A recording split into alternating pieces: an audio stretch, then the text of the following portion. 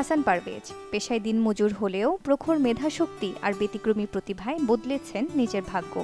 নিয়মিত লিখছেন বহু পুরনো পদ্ধতিতে হাতে লেখা পত্রিকায়, যার নাম দিয়েছেন নিজ গ্রামের পাশ দিয়ে বয়ে যাওয়া নদীর নামে, আন্ধারমানিক। পটুয়াখালীর কলাপাড়া উপজেলার দুর্গম গ্রাম সোনাতলার মানুষের নানা সফলতা ও ব্যর্থতার গল্প লিখেন পত্রিকায়। প্রতিদিন পায়ে হেঁটে গ্রামের পর গ্রাম ঘুরে নানা ঘটনার তথ্য সংগ্রহ করেন, তারপর সাদা কাগজে লিখে ফটোকপি করেন। এরপর নিজের হাতেই তা মলাট লাগিয়ে বাড়ির উঠোনে রোদে শুকিয়ে তৈরি করেন পত্রিকা। প্রতি পিস পত্রিকায় খরচ হয় ৮ টাকা, যা লসে বিক্রি করেন ৫ টাকায়। ইচ্ছে থাকা সত্ত্বেও অর্থের অভাবে যারা পত্রিকা কিনতে পারেন না, তাদের বিনামূল্যে পড়ার সুযোগ করে দেন হাসান। জনপ্রিয় ম্যাগাজিন অনুষ্ঠান ইত্যাদি আমাকে তুলে ধরেছেন হাতে লেখা পত্রিকার সম্পাদক হিসাবে।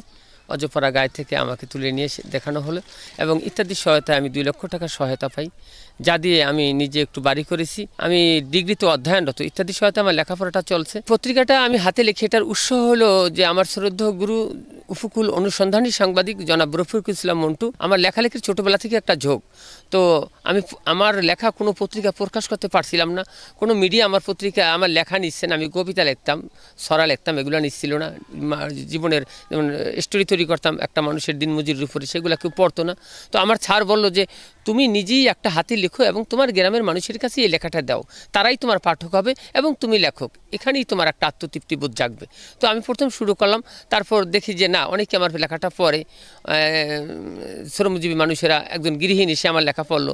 এবছর রেখা চাষ করছে, মিষ্টি কুমার চাষ করছে, লাউ চাষ করছে। তার গল্পটা আমি যখন লিখি, সেই তার গল্পটা পড়ে, যে আসলে তো ভালো লাগে। তো এভাবে লিখতে লিখতে আমার ভিতরে উৎসাহ জাগলো যে বড় কোনো মিডিয়া, বড় কোনো গণমাধ্যম আমার লেখা যদি প্রকাশ না করো, তাহলে আমার গ্রামের মানুষ তো আমার লেখাটা পাঠে যাচ্ছে, এটাই তো আমার পাঠক।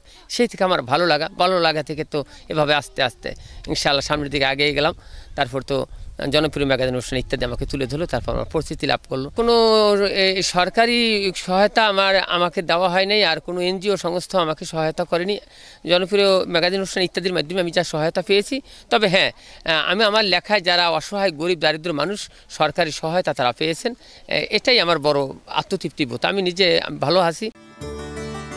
লেখাপড়ার পাশাপাশি দিনমজুরির কাজ করে সংসারের খরচ বহন করেন হাসান, তাই প্রতিদিন লিখতে পারেন না পত্রিকায়।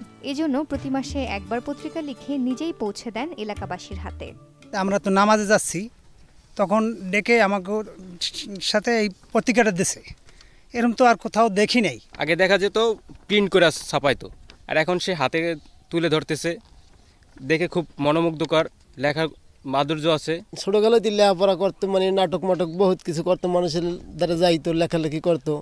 এই লাগতে আস্তে আস্তে উনি আস্তে আস্তে ভালো সমাজে যায়, ভালো মানুষের দ্বারা যায়, আস্তে আস্তে বাড়তেই আছে। তারপর দেখি মানুষ কিছু কিছু আইনা গরিবরা যারা আছে হাগুর দেয়, এবং একজন অসহায় মানুষ আইয়া ওনার দ্বারা কান্না কেটে পড়লে মানে দেখছি এই বর্ষাকালে আইসে বহুত মানে তের ফল কিনে দেয়। পত্রিকায় বেশিরভাগই উল্লেখ করা হয় যে গ্রামের হতদরিদ্র কারা আছে। দেখা গেছে একটা মানুষ অসুস্থ আছে, এটা পত্রিকায় লিখছে, লেখার পরে এর দ্বারা মনে করেন যে সাহায্য সহযোগিতা পায়।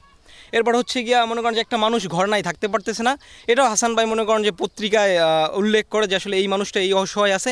দেখা গেছে যেরকম হোক, যে জায়গা থেকে হোক, হাসান ভাইয়ের মাধ্যমে এই মানুষটা একটা ঘর পাইয়ে উপকৃত হয়। আমি হাসান ভাইয়ের লাগে থাই, তার জন্য সহযোগিতা করি। সে ধরেন একখানে কাজ করতে গেলে আমাকে ডাকিয়ে নেয়, এই পেপার লেখে বা একটু পেপারে গাম লাগাই দিই। ব্যাখ্যানে দেখা গেছে গরিব অসহায় মানুষ আছে, তার দ্বারা যাইতে একটু একা ভয় কয়, আমার ভাই একটু মুখ্যনে যায়, তার সাথে আমি হাঁটি চলি এবং তার সাথে সহযোগিতা করি। এটা আমার খুবই আনন্দ লাগে। মানে গরিব মানুষ দেখা গেছে খাইতে পারেন, অসহায় মানুষ, তার বাড়ি যাইয়া তার খোঁজখবর নিয়ে তার কিছু দান দিলে, টাকা দিলে, পয়সা দিলে, চাল দিলে, এইভাবে সাহায্য করে। কারণ ওপার গরিব মানুষ আছে, সেখানে যে একটা মসজিদ, 5টা মসজিদ দিয়েছে, মসজিদে যাইয়া তার সাথে যাই কাজ করি এবং সে মোর কিছু দিন মজুরি দিলে, তাই আমি চলি ফিরি খাই। 2019 সালে আত্মপ্রকাশ পাওয়া আন্ধারমানিক আলো ফোটাচ্ছে প্রত্যন্ত অঞ্চলের ঘরে ঘরে। Desk report, channel 24।